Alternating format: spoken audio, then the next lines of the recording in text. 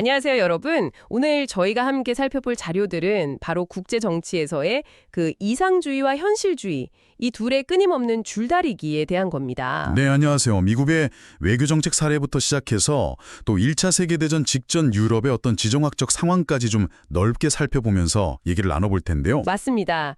그래서 오늘 던져볼 질문은 이거죠. 과연 국제관계는 도덕과 법으로 움직이는 걸까요? 아니면 결국은 힘의 논리가 지배하는 걸까요? 이 질문에 대한 답을 좀 찾아보겠습니다. 네, 아주 근본적이면서도 어려운 질문이죠.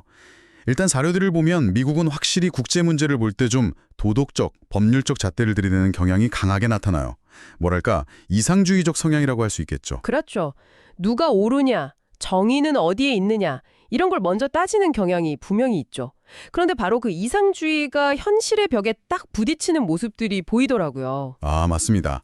예를 들어 베트남 전쟁처럼 명분은 내세웠지만 결과적으로는 큰 실패로 끝나기도 하고요. 오키나와 미군 기지 문제도 그렇죠. 그 주민들의 뜻, 그러니까 주민투표는 존중해야 한다는 이상과 근데 기지 이전은 또 현실적으로 너무 어렵다는 그 냉혹한 정치 현실 사이에서 수십 년간 답을 못 찾고 있잖아요. 네, 바로 그 지점이 이상주의의 한계를 보여주는 것 같아요. 피 흘려서 점령한 오키나와인데 정작 그 기지 문제 때문에 동맹국인 일본이랑 10년 넘게 씨름하고 있으니 미국 입장에서도 답답함, 좌절감이 꽤 컸을 겁니다. 그렇죠. 그러다 보니 이런 배경에서 미국 우선주의를 내건 트럼프 같은 인물이 등장한 거 아니냐, 이런 해석도 나오는 거고요. 네. 심지어 자료 중에는 미국의 그런 이상주의 때문에 오히려 효과적인 제국 운영조차 못하는 거 아니냐, 이런 좀 날카로운 지적도 있더라고요. 자, 그럼 이제 시선을 유럽으로 한번 돌려볼까요? 유럽은 뭐랄까, 근현대사의 많은 좋은 것과 나쁜 것들이 시작된 곳이고 여전히 국제 여론을 주도하는 힘이 있잖아요. 그렇죠. 유고슬라비아 국제형사재판소, ICTY라고 하죠. 그 사례가 참 인상 깊었습니다. 전범 처리라는 이상주의적 목표를 가지고 미국 주도로 만들었는데 이게 좀 아이러니하게 흘러가죠. 네, 나토 사령관까지 기소하려고 하면서 현실 정치와 딱 부딪히는 모습을 보여줬다고요? 맞습니다. 인권 침해를 이유로 자신들이 주도한 군사작전의 사령관을 기소하려 했다는 것 자체가 순수한 법과 이상만으로 이 복잡한 국제 분쟁을 다루는 게 얼마나 어려운지를 보여주는 거죠. 결국 기소는 무산됐지만요. 이상주의가 현실과 얼마나 동떨어질 수 있는지를 보여주는 사례네요. 아, 그리고 1차 대전 이전 유럽 왕실 이야기도 정말 흥미로웠어요. 아, 그 빅토리아 여왕 자손들 이야기요? 네, 그 자손들이 유럽 전역의 왕가랑 정말 거미줄처럼 얽혀 있었잖아요.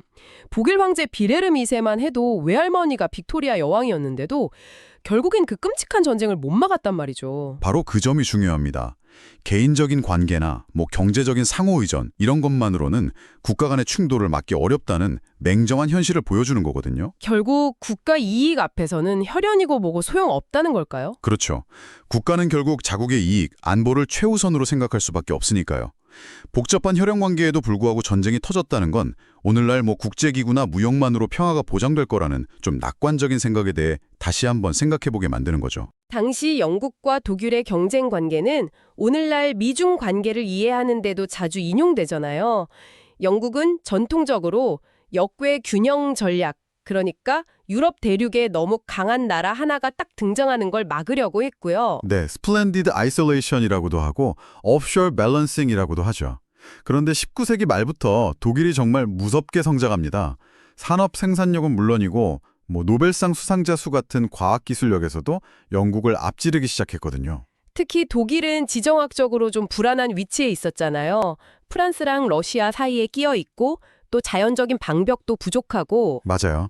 그런 불안감이 강력한 힘을 추구하게 만든 중요한 동력이었다. 이런 분석에 상당히 설득력이 있더라고요. 거기에다가 영국이 남아프리카에서 그 보어 전쟁 때 예상외로 고전했던 것도 영향을 미쳤다고요. 네, 영국의 군사적 약점이 좀 드러나고 내부적으로도 논란이 많아지면서 자신감을 좀 잃는 모습을 보였는데 독일은 그걸 아주 유심히 지켜봤다는 거죠. 학습한 셈입니다. 그러면서 영독 간의 해군력 경쟁은 더 치열해지고. 그렇죠. 빌렐름 2세의 좀 호전적인 발언들이나 모로코 위기 같은 사건들이 계속 터지면서 결국에는 이전에는 상상하기 어려웠던 조합이 만들어지죠. 영국, 프랑스, 러시아의 삼국 협상. 특히 러시아 같은 경우는 러일 전쟁에서 패배해서 약해진 상태였고 영국과는 전통적인 경쟁 관계였는데 손을 잡게 된 거니까 정말 예상 밖의 외교적 변화였겠네요. 네, 방시로서는 정말 격변이었죠. 결국 오늘 살펴본 자료들이 공통적으로 지적하는 건 역시 이상주의만으로는 국제 질서를 유지하기 어렵다는 점인 것 같습니다. 힘의 균형이라는 현실적인 토대가 먼저 마련되어야 그 위에서 비로소 법이나 도덕, 이상 같은 것들이 작동할 공간이 생긴다. 뭐 이런 이야기인 거죠. 맞습니다. 수레를 말 앞에 놓지 말라라는 비유가 딱 들어맞는 것 같아요. 냉전 끝나고 장시 역사의 종언이니 힘의 정치의 종말이니 하는 이야기도 나왔지만 그건 좀 착각이었던 거죠. 네, 힘의 균형은 여전히 중요한 변수라는 것. 그렇죠. 그리고 1차 대전 전의 영독 관계는 오늘날 미중 경쟁 시대를 이해하는 데도 아주 중요한 역사적 통찰을 줍니다.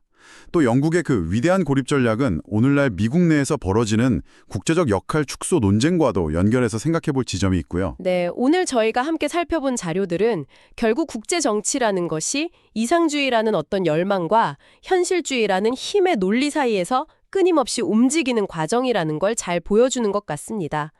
특히 유럽의 역사는 이 지정학적 현실이 국가들의 선택에 얼마나 결정적인 영향을 미치는지 여실히 보여주고요. 자, 그래서 마지막으로 청취자 여러분께 질문을 하나 던지면서 마무리할까 합니다.